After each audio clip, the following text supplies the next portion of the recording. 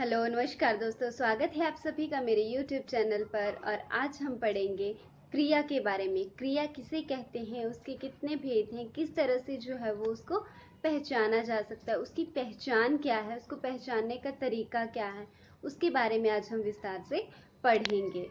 और साथ ही वीडियो को लाइक और सब्सक्राइब करना ना।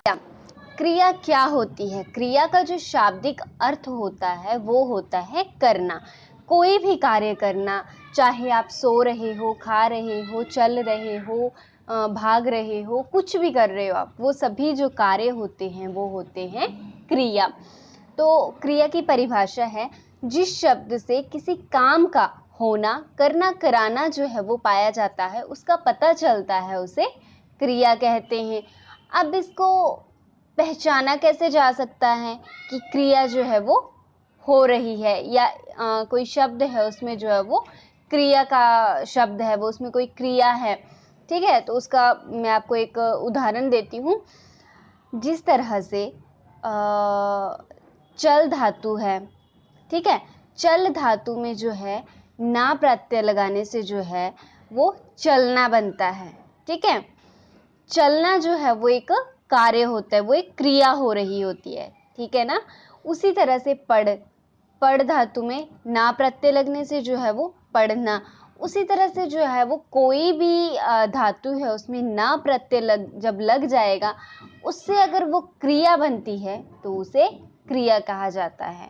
ठीक है, तो वो शब्द जो है वो क्रिया का शब्द होता है। उसी तरह से जिस तरह से अभी मैंने आपको उदाहरण दिया है, वही जो तरीका है वो क्रिया के निर्माण का भी है। उसी तरह से जो है वो आप उसको पहचान भी सकते हो, उदाहरण भी उसका दे सकते हो, और उसका निर्माण का तरीका जो है वो भी वैसे ही चलता है। तो देखिए, धातु में ना प्रत्यय जोड़ने से जो है वो क्रिया बनती है। अब चल धातु में ना प्रत्यय लग गया तो चलना बन गया। हंस धातु में ना प्रत्यय लग गया तो हंसना बन गया।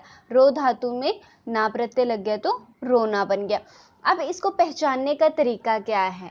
पहचान जो है इसकी वो ना प्रत्यय लगने से जो है वो होती है।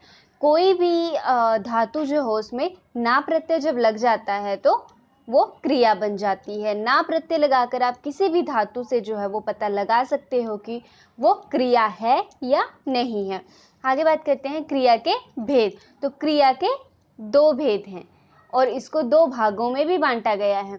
एक रचना के आधार पर बांटा गया है और एक बनावट के आधार पर बांटा गया है।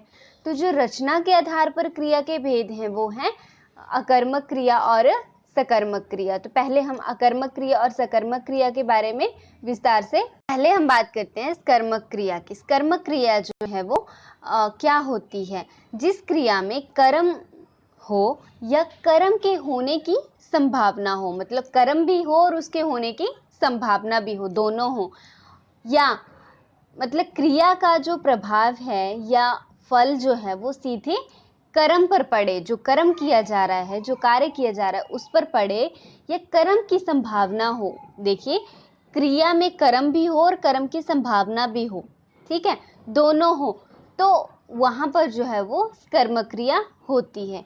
उदाहरण के लिए मैं आपको साधारण शब्दों में बता दूं, जहां पर प्रश्न पूछा जाता है, जैसे किसको, क्यों, कैसे, कहाँ, जब इन बातों इस तरह से जो है वो प्रश्न पूछा जाता है और वहां पर दोनों का अर्थ मिलता है। ठीक है, दोनों का अर्थ मिलता है। जो पूछा जा रहा है उसका अर्थ मिल रहा है, जो कार्य किया जा रहा है उसका भी अर्थ जवाब जो है वो मिल रहा है। जैसे राम फल खाता है, तो प्रश्न पूछा जाता है राम क्या खाता है? तो राम फल भी खा रहा है। ठीक है, एक तो उत्तर आया फल और दूसरा खा, मतलब खाना। तो राम जो है वो फल खाता है। ठीक है, तो यहां से जो है वो दोनों का जवाब मिल रहा है। क्या? फल खाता, खा रहा है वो। ठीक है, तो यहाँ से जो है वो पता चलता है। और जहाँ पर जो है वो जवाब नहीं मिलता है वहाँ पर अकर्मक क्रिया होती है। जहाँ पे दोनों का जवाब जो है वो मिल जाता है वहाँ पे कर्मक क्रिया होती है। तो आगे हम बात करते हैं अकर्मक क्रिया की। जिस क्रिया में कर्म ना हो या क्रिया का फल या प्रभाव सीधे कर्ता पर पड़े तो उसे अकर्मक क्रिया कहते हैं। अकर्मक मतलब का, इधर मैंने लिखा भी है ट्रिक, अगर काम खुद पर हो तो अकर्मक होगी, मतलब कार्य जो है वो खुद पर होगा तो वहां पर अकर्मक क्रिया जो है वो होगी। उदाहरण के लिए देखिए, हंसना, जागना, सोना, रोना, नाचना, ओढ़ना, ठीक है, ये जो सारी चीजें आ गई या कि अकर्मक क्रिया में। अब हंसना, कौन हंसता है? राम हंसता है, श्याम हंसता है, गीता हंसती है, ठीक है, कौन हंस रहा है? तो सीधा जो है वो फल जो है वो कर्ता पर, मतलब जब हंसने का पूछ रहे हैं कौन हंस रहा है तो वो उसका जो है वो सीधा जो नाम है वो पता चलता है कि कौन हंस रहा है। जागना, सोना, कौन हंस रहा है, कौन जाग रहा है, कौन सो रहा है, मतलब इसका जो सीधा प्रभाव है, जो कार्य है वो खुद पर आ रहा है, ठीक है। तो जब खुद पर बात आती है तो वो अकर्मक क्रिया होती है। आगे बात करते हैं, क्रिया के अन्य भेद भी हैं। ये तो हो गए रचना के आधार पर, आगे आगे बनावट के आधार पर क्रिया के अन्य भेद हैं वो इस प्रकार से हैं। पहला है पूर्वकालिक क्रिया, दूसरा है द्विकर्मक क्रिया, तीसरा है संयुक्त क्रिया, चौथा है प्रेरणार्थक क्रिया और पांचवा है सहायक क्रिया। तो ये जो क्रियाएं हैं ये भी, इनको भी क्रिया के ही भेद कहा जाता है। पूर्वकालिक क्रिया, तो जब कर्ता जो है वो एक कार्य को समाप्त करके दूसरा कार्य करता है तो वहां पर जो है वो जो पहला कार्य होता है वो पूर्वकालिक क्रिया में आ जाता है। इसकी एक पहचान मैं आपको बता दूं, जहां पर कर और कर के शब्दों का जो है वो प्रयोग किया जाता है वहां पर जो है वो पूर्वकालिक क्रिया जो है वो होती है, मतलब वो कार्य पहले ही किया जा चुका है। उदाहरण के लिए मैं आपको बताऊं, रीना खाना खाकर सो गई, मतलब उसने खाना पहले खा लिया है और अब वो सो गई है, ठीक है। तो ये जो खाना खाकर जो है, ठीक है, ये जो आ गया ये पूर्वकालिक क्रिया में आ गया, और सो गई ये जो आ गया वो अभी जो क्रिया हुई थी हो रही थी उसमें आ गया, ठीक है। तो दुष्यंत पानी पी के सो गया, तो दुष्यंत जो है वो पानी उसने पी लिया है और वो सो गया, मतलब वो क्रिया जो है वो हो गई है, उसमें अब होने की कोई संभावना नहीं है। तो इसी को जो है वो पूर्वकालिक क्रिया जो है वो द्विकर्मक क्रिया। तो द्विकर्मक क्रिया जो है वो कौन सी होती है? द्विकर्मक क्रिया नाम से ही पता चल रहा है, इसमें दो कर्म हो रहे हैं।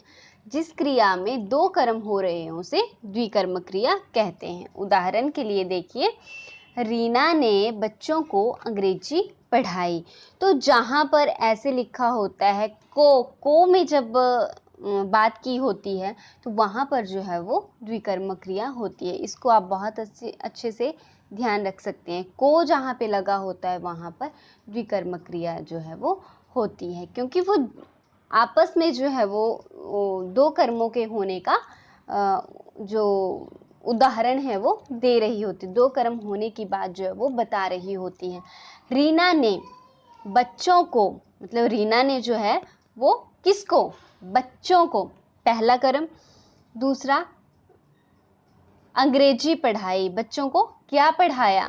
तो अंग्रेजी पढ़ाई, तो मतलब इसमें दो कर्म हो रहे हैं, एक तो वो अंग्रेजी पढ़ा रही है, दूसरा किसको पढ़ा रही है? वो बच्चों को पढ़ा रही है, ठीक है।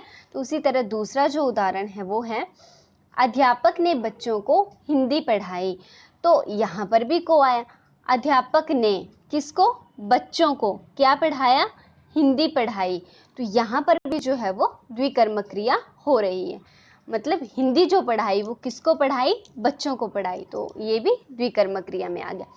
आगे है संयुक्त क्रिया, दूसरे नंबर पे संयुक्त क्रिया, मतलब जहाँ पे क्रिया, दो क्रियाएं जो है वो आपस में जुड़ती हैं, मतलब संयुक्त होती है, उनके संयोग से जो है वो एक क्रिया निर्मित होती है, वहाँ पे जो है वो संयुक्त क्रिया होती है। देखिए इसकी परिभाषा, जब कोई क्रिया दो क्रियाओं के संयोग से निर्मित होती है, ठीक है, दो क्रियाओं के मेल से बनती है तो वहाँ पर संयुक्त क्रिया कहलाती है। उदाहरण देखिए, मैंने किताब पढ़ ली। अब इसकी पहचान भी मैं आपको बताती हूँ, मतलब जहाँ आवाज या ध्वनि जो है उस पर बल पड़ता है, जैसे जिस तरह से मैं अभी बोल रही हूँ, मैंने किताब पढ़ ली, ठीक है, मैंने किताब पढ़ ली, तो जो किताब पढ़ना है उस पे बल पड़ रहा है ना, क्या पढ़ा, आपने क्या पढ़ा, ठीक है। तो मैंने किताब पढ़ ली, इस पे बल पड़ रहा है ना, तो ये जो आ गई वो संयुक्त क्रिया आ गई। अगर ऐसे लिखा होता मैंने पढ़ ली, तो वो कोई जो है उसका कोई सेंस ही नहीं बनती है, ठीक है। तो अब इसमें अगर जुड़ गया किताब, मैंने किताब पढ़ ली, तो एक वाक्य जो है वो बन रहा है। आगे है, रीना खेलती कूदती रहती है। रीना क्या करती रहती है, खेलती कूदती रहती है, तो दोनों जुड़ रहे हैं ना आपस में। अगर ऐसे लिखा होता रीना खेलती रहती है, तो ये एक वाक्य बना। दूसरा, रीना खेलती कूदती रहती है, तो यहाँ पे दो क्रियाएं हो रही है, तो ये संयुक्त क्रिया हो रही है, तो यहाँ पे संयुक्त जो क्रिया है वो बनती है। खेलती कूदती संयुक्त हो गया।